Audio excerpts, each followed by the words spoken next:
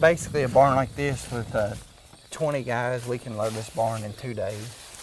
Brian Furnish and his family have been growing tobacco for 8 generations. They started in Virginia nearly 200 years ago, then migrated in the mid-1800s to the rolling hills of central Kentucky. I guess it's kind of a labor of love and one we've always done. We grew up in it, and I guess we always will as long as it's available to us. But life as a Kentucky tobacco farmer is not as lucrative as it once was. Thanks to anti-smoking campaigns and high taxes on cigarettes, domestic demand is down, and federal government price supports are gone. The days when Kentucky's crop grossed nearly $1 billion a year are no more, forcing Brian and farmers like him to imagine a future without tobacco and diversify their farms. His move to cattle paid off with rising beef prices, but Brian's most recent bet is cannabis sativa, also known as hemp. But there is a catch. To the federal government, hemp is just as illegal as marijuana. Kentucky Agricultural Commissioner James Comer is determined to change that. There's no reason why industrial hemp should have been outlawed in the United States or in Kentucky. Both marijuana and hemp are cannabis plants, and to the naked eye, they look and smell the same. The main difference comes down to the amount of tetrahydrocannabinol, commonly referred to as THC, the psychoactive chemical in the cannabis plant. Hemp has a THC level below 0.3%, essentially making it impossible to get high on the plant, whereas marijuana's THC levels are above 0.3%. Potency levels generally vary between 1% and 20%. It's a crop that today we make a lot of products from plastic and wood. Tomorrow, those products will be made from industrial hemp.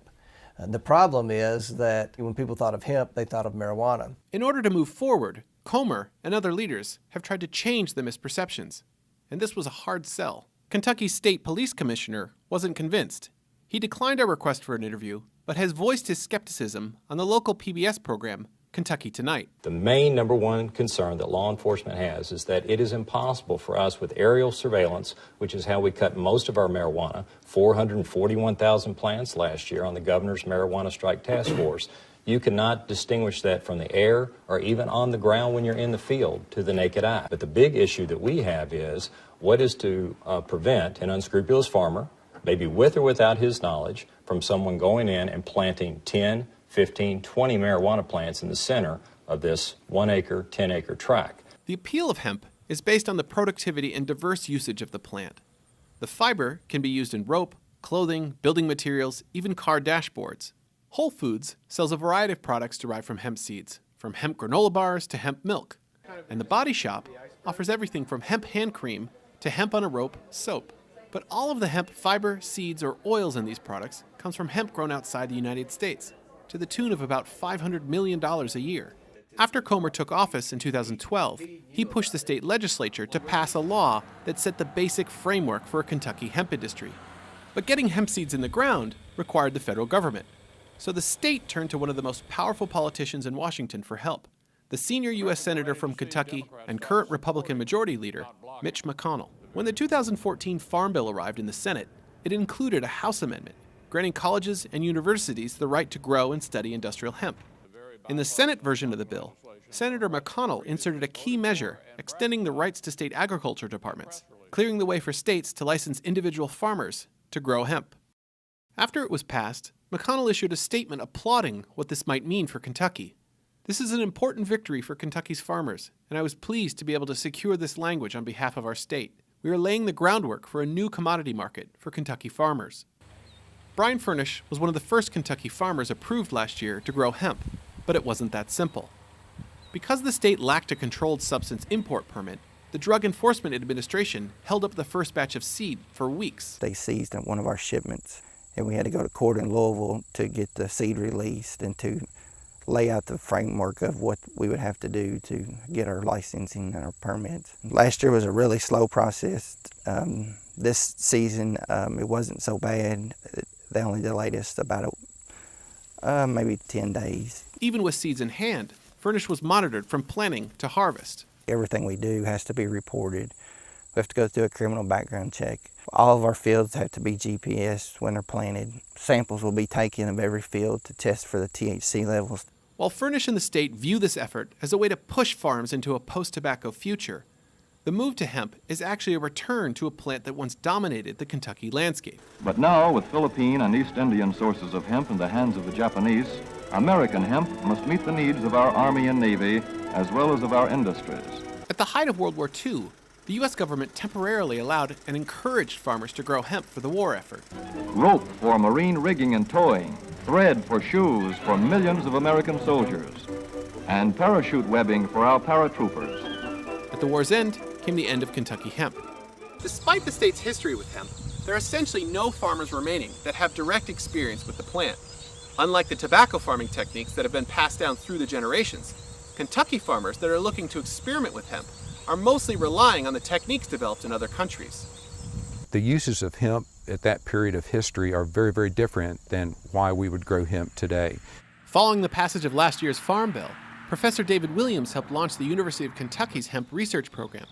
If you consider a plant that has 3 potential harvestable components, there aren't too many other crops that we're growing in Kentucky that can serve that role.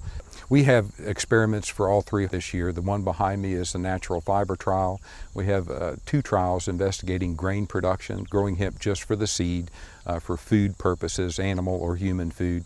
And then we also have some trials investigating the production of cannabinoids. It is these cannabinoids, the biochemicals in hemp, that some believe have potential medicinal applications, from reducing seizures to treating cancer. The state feels this is where the most potential profit lies. But James Comer says this is where they are facing another challenge from a federal agency, the Food and Drug Administration. Some of our most profitable pilot projects now are focused on the cannabidiol oil from a pharmaceutical standpoint. If you look at what their projected profit margin will be per acre, it's going to be significantly greater than tobacco ever was. But any medicinal application would require the approval of the FDA, the agency responsible for the regulation of medication and dietary supplements. In an excerpt from a statement to the NewsHour, the FDA said, "It is important and appropriate to use the same scientific standards in the development and assessment of potential therapeutic uses of cannabinoid as with any unapproved drug that the agency reviews."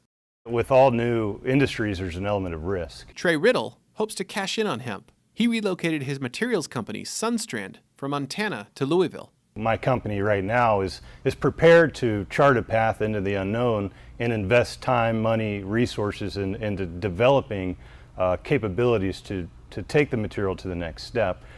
We do feel that there is a large market potential for hemp and are willing to make those investments.